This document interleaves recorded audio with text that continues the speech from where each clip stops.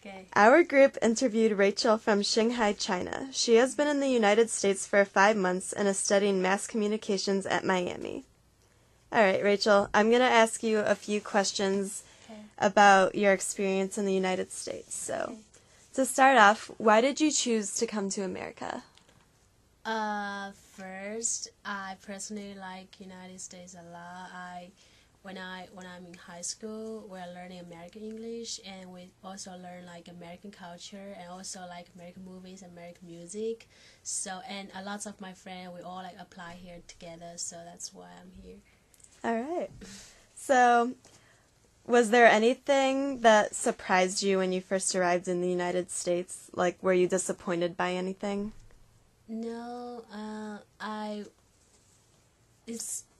it's a really good experience for me to study here. Like, people here are all very nice to me, and if I have a problem, I ask them. They always like help me a lot, and like I I also have a good time with my roommate, and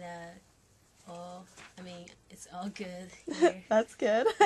So, can you like describe a little bit of your experience, like on your way over to the United States? Were you nervous at all? Nervous? Yeah.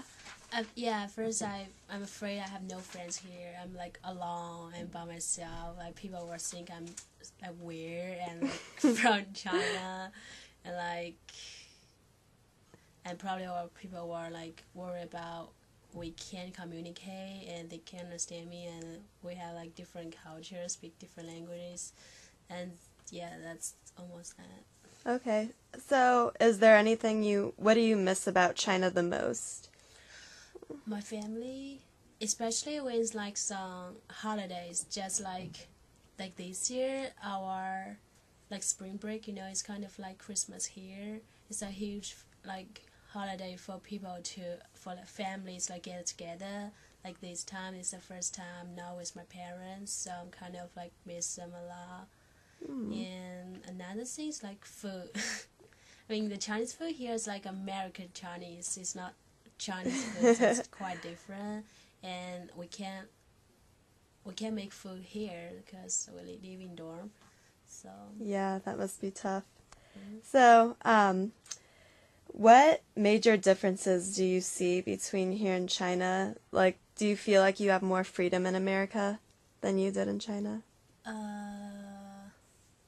me think. I didn't really stay in universities in China, and I think like here we can write like my English class. Like we can pick some topics like we like to write most. We don't really need to write the topic which the teachers like made us to do that. Yeah. So, is it really frustrating for you to constantly have to talk and write in English all the time? Yeah, actually last semester I was really excited to do that because it's like fun, and I also can help like my roommate or like friends to help me to correct my mistake, and I feel like my English getting better and better. But this semester after the winter break, I get home, I feel like, oh, it's so good to like talk and write in Chinese. So, what age did you start studying the English language? I think in my primary school, I probably like 10. Okay. But it's like, cause like in China we learn English. It's totally different from here. Like we kind of learn a British English at first. Like in my primary school and elementary school and middle school. Yeah, and then in high school we changed to the American English a little bit. So right now, like for my pronunciation, the very basic words, the English words, I also pronounce like British way. Like I used to pronounce tomato to tomato, and like banana to banana. That's really interesting. So, how about the rest of your family? Do they know English or? I mean, they also learn English in their school, but since they're living in China, they don't need to use that much, so they only can know like basic stuff, I think. So, how many languages are actually spoken in your country? Is it just Chinese or? Yeah, they're just Chinese, but like in China, like Chinese can be. Do you know Cantonese? No. No, I mean, do you know there's a language Cantonese? Oh, yeah, I've heard of it. Yeah, like in Chinese, we have a lot of like dialogue. Like people from different like place, like different states, they have their own different dialogues. Like Cantonese is one of them. Like, but the people in China all can speak Mandarin. Mandarin is the only language like people like from all of the country learn. Like, and then we can communicate. If the people from different state we can speak Mandarin, we can communicate because we have like tons of like hundreds of dialogue. Wow. Yeah. So basically, if I'm like in Shanghai, people say Shanghainese a lot, and then we also can speak Mandarin.